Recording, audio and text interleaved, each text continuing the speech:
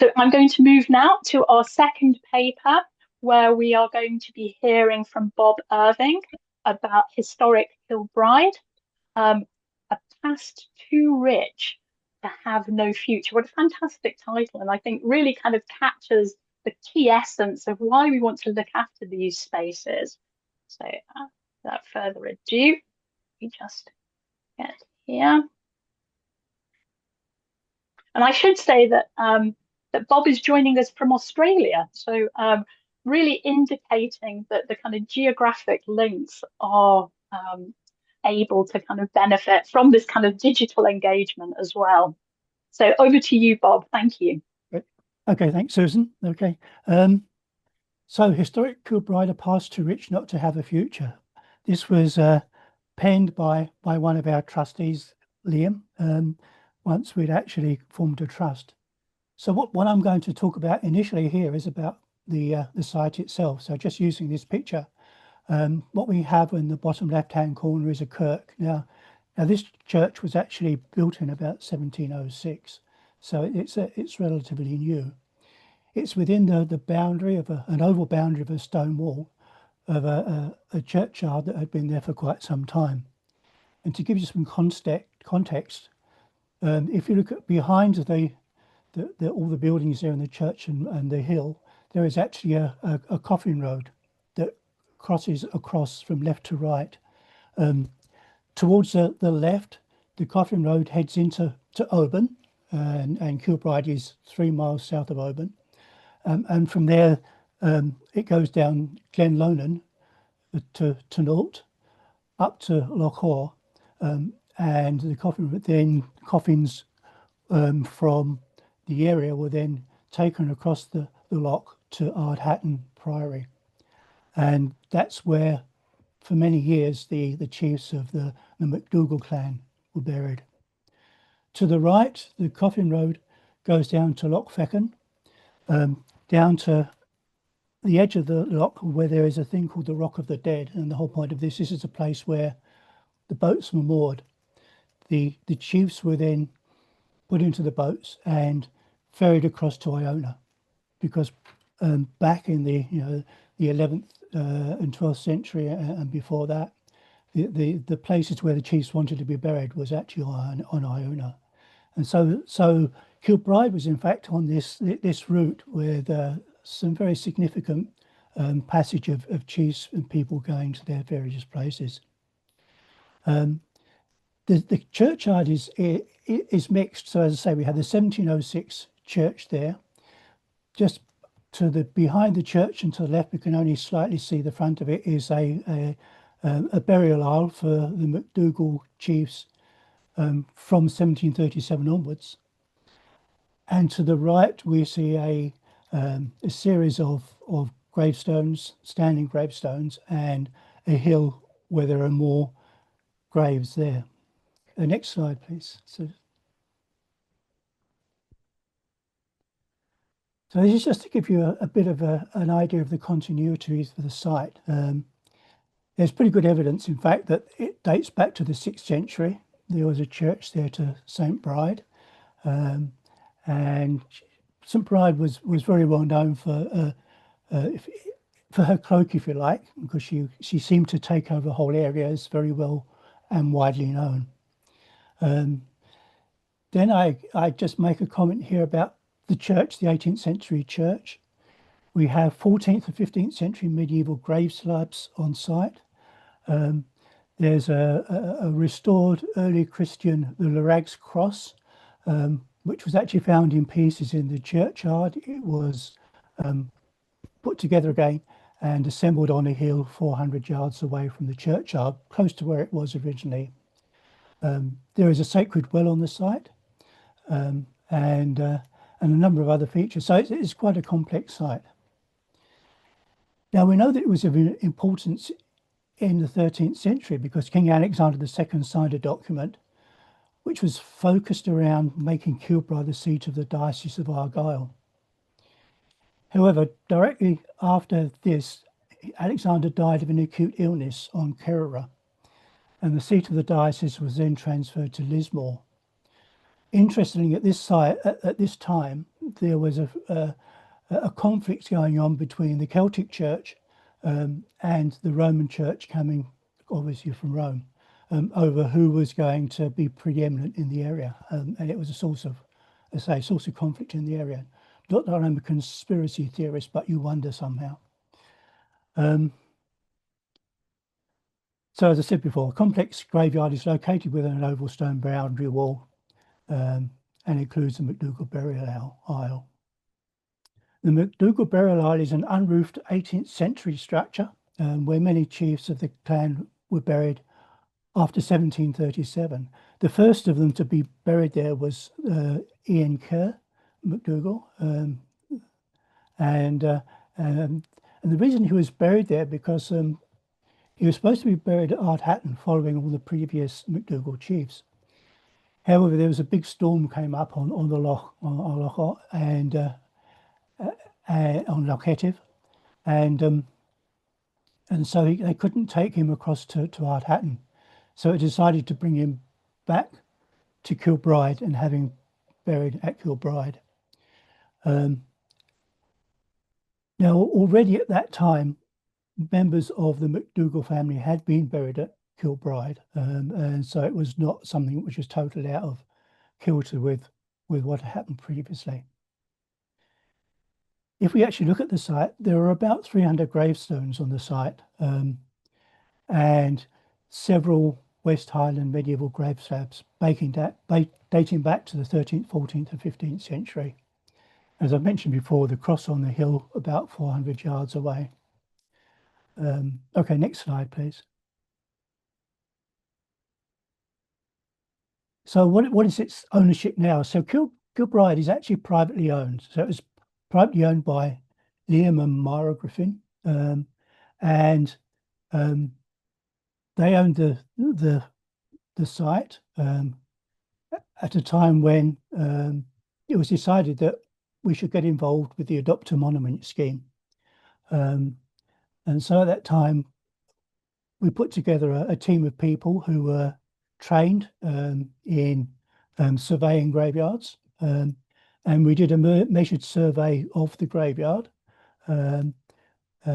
recording all the gravestones that we could find, and writing condition reports on those, as you do for Adopt a Monument.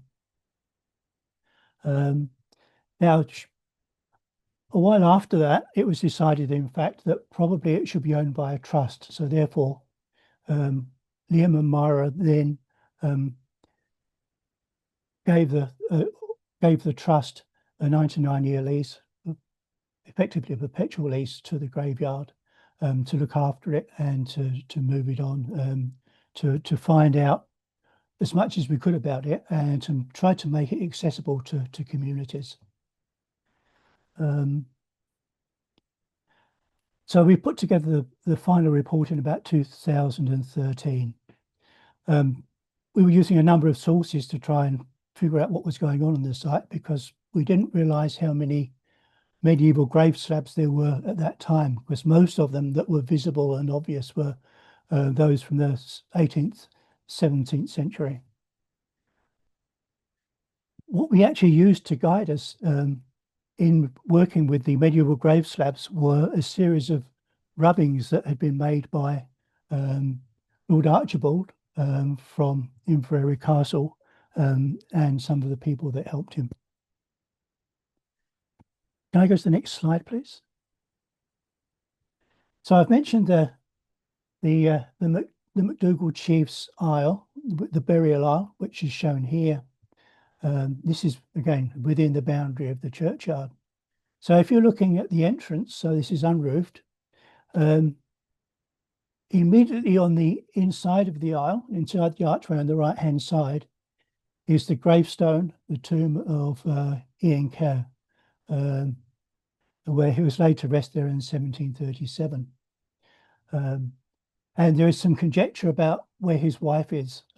She is buried there with him somewhere, and we're not quite sure whether it's to the side of him or actually in the same grave as him. So that's something which is unknown, but she's there somewhere. The other thing to bring your attention to, which becomes relevant later, is right at the bottom, in the middle of the picture, you can see a part of a grave slab projecting into the aisle there, and you can see it's really fairly smooth. Now that grave slab had obviously been laid there in order for people to pass into the aisle and not get muddy or dirt or anything like that. So all the engraving, markings, and carvings are on that are basically worn away, except just for the outline of the pommel of a two-handed sword, of a claymore. That picture at the bottom right, again, is a photograph of the Inca's tomb. Okay, the next slide, please. So this is the plan that was produced as a result of the Adopt a Monument scheme, and this shows a few things. If you look at on the top right-hand side, you can see the plan of the church. You can see the MacDougall burial art also shown on that. Then obviously the rectangles are the grave slabs. The ones that are marked in red are medieval grave slabs, where we have carvings on them, and we've been able to figure out what they are. We have the orange ones, which are post-Reformation grave slabs, and a blue one, which is a contentious one, where there is a slab there, unlike anything else.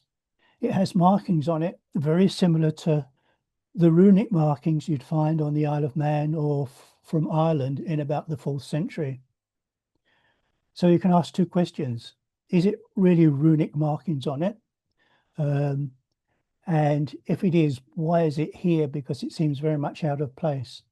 And I think we'll only really understand whether it is or not is if we raise the stone, because at the moment it's embedded into the ground.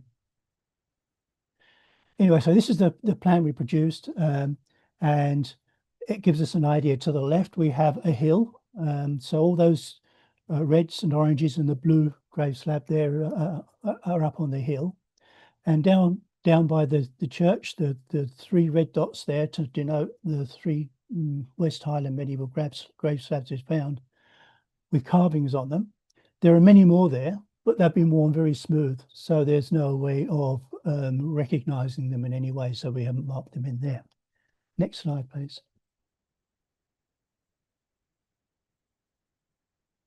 So in that top line, you'll see this is a grave slab. As I say there, it's a 14th to 15th century grave slab.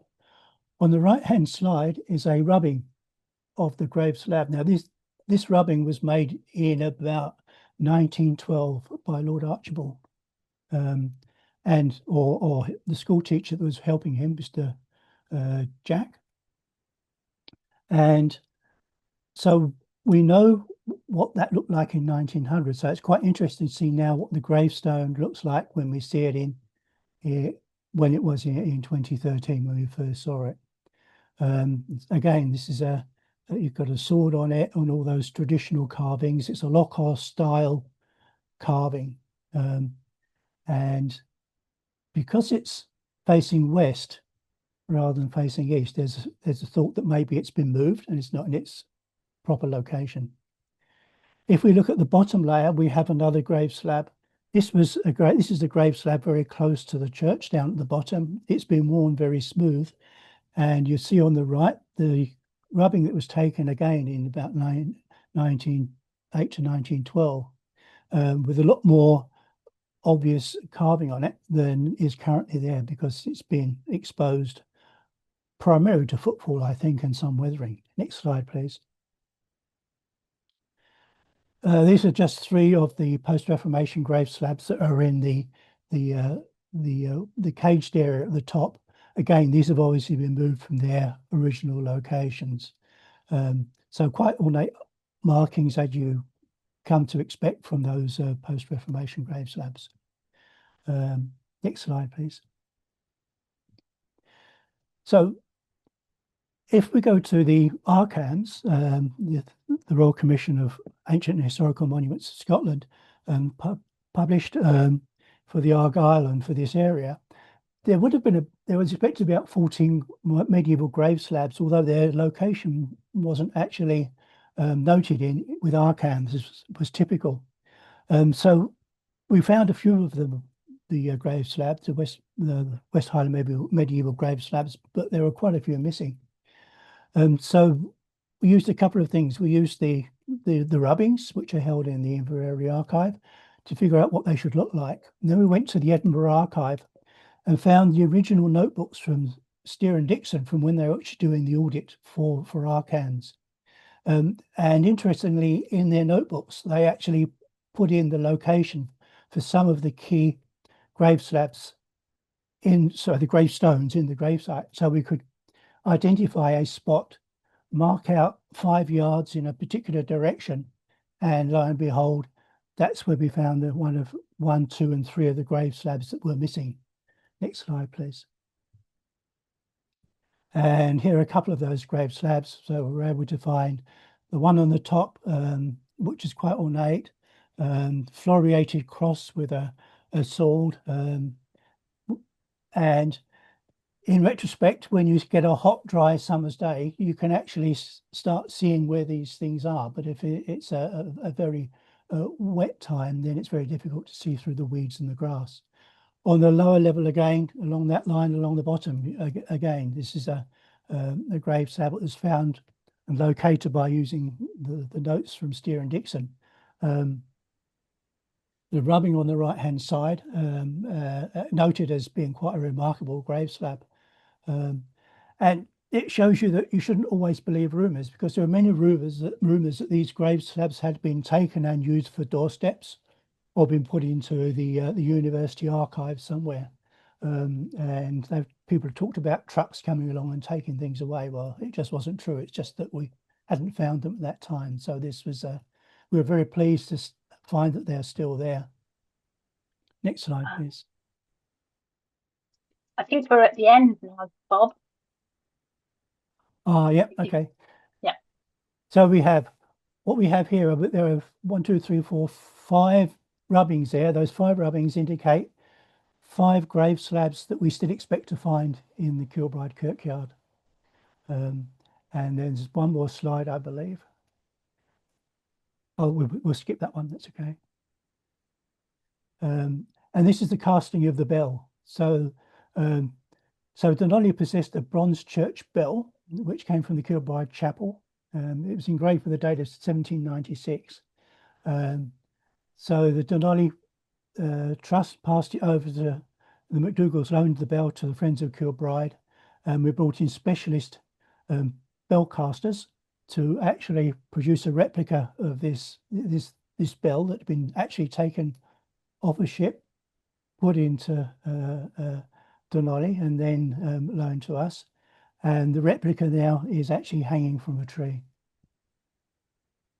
So the bottom right-hand side, you see that replica which hangs from the tree now. This is just one of the many activities that Kilbride gets engaged with. It's become, because of what is there, it's become a centre of many activities, both at Christmas and other times of the year, for events and festivals, for the local community, for people in the Glen, and for people around.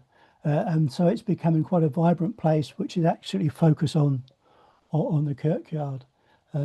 And we would like to see that flourish into the future as well.